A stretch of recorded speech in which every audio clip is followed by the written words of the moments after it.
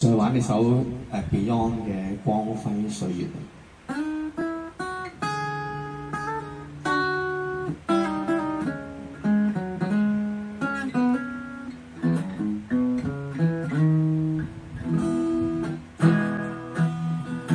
總想起你歸家的信號，在他生命裏，彷彿帶點唏噓。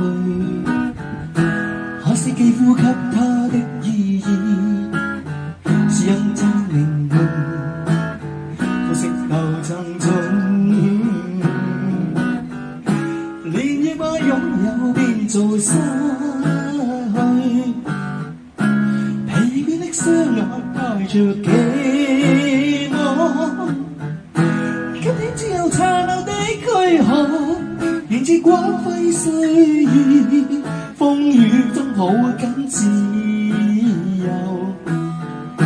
要身經過彷徨的掙扎，自信可改變未來，問誰又能做到？邊個做到啊？你做唔做到啊？我做唔做到啊？其實只要我哋唔好戴有色眼鏡睇每一樣嘢，睇每一個人，其實咪做到咯。